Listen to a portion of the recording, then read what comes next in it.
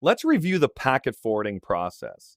So what's going to occur when PC1 pings the internet? Let's do that right now. Ping 192.0.2.1. Right, the ping was successful. Everything worked as it should. But what are the processes involved as I am sending this packet to the internet and back? Well, first and foremost, PC1 has to determine, is 192.0.2.1 local to my LAN or is it beyond my LAN? Because if it's local to my LAN, then what I'm going to do is I'm going to formulate a frame that goes directly to that device. But if it's not local to my LAN, that destination, then I have to formulate a frame that goes to my default gateway. So the packet's going to be from PC1 at 10.1.1.10 going to 192.0.2.1, but the frame is going to go from PC1 to the default gateway. So I need a source MAC of 06D6 and a destination MAC address of whatever the default gateway is. So I perform the ARP process and get the MAC address of the default gateway. So the ARP cache says that the default gateway is at B83861AD7340. So we're going to create a frame now, or let's go back to the packet. The packet is created. The packet is going to be sourced from 10.1.1.10 destined to 192.0.2.1. So that's the packet. The frame is sourced from 06D6 and destined to 7340. So we're only going to use the last 4 digits of the MAC address here as we talk about this process. 7340. So that then goes out on the network. And what's going to happen at that point in time? Well, ASW1 receives it, and ASW1 goes through the frame forwarding process. It says, how do I reach 7340? So let's analyze that right now. How does it reach 7340? We'll go to ASW1. Type in enable, type in show MAC address table dynamic. And we'll see here that 7340 is reachable out gig 01. All right, so then it forwards the frame out gig 01 up to DSW1. DSW1 does the same thing. Enable, show MAC address table dynamic, and we'll see in this output that 7340 is out gigabit 1/0/10. So the frame's forwarded out that interface up to R1. So now R1 receives this frame, and let's type in show interface gigabit Ethernet 0/0.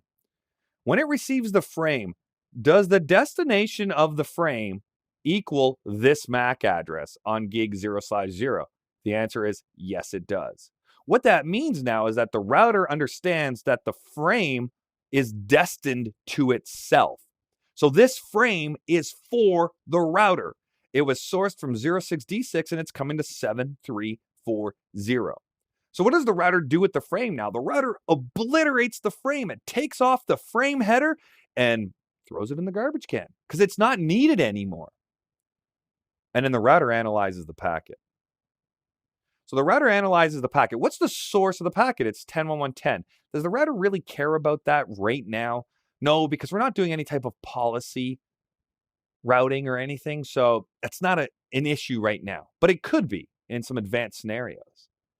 The router really cares right now about the destination IP address in the packet. So it's looking at the destination IP address in the packet, and what is it going to be? Remember we said it's sourced from 10.1.1.10 destined to 192.0.2.1. Yeah.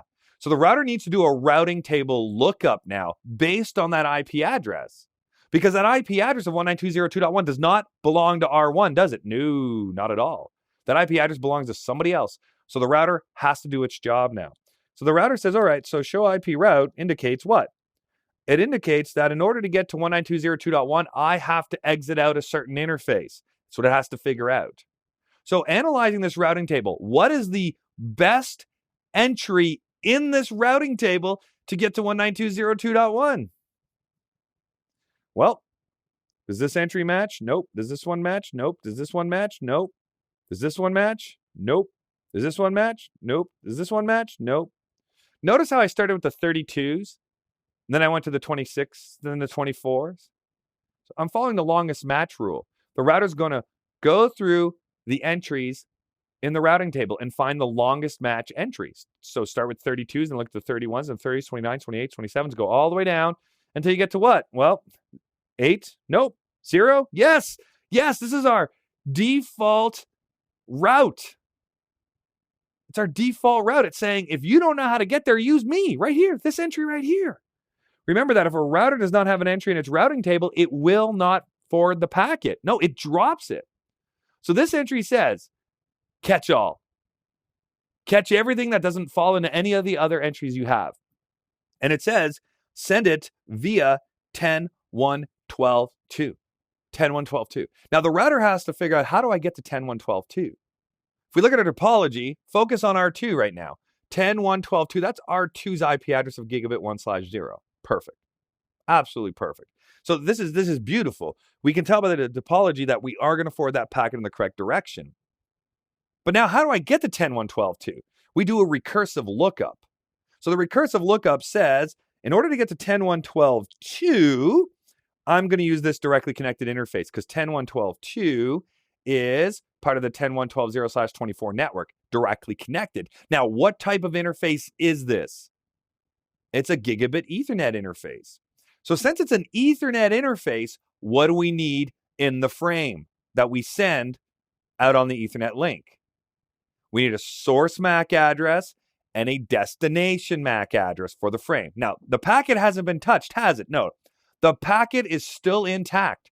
It still says source 10.1.1.10, destination 192.0.2.1. We have not touched it, changed it, modified it, except for the fact that we would have adjusted the time to live and the checksum in the header. That's about it. Adjusted the time to live, adjusted the checksum.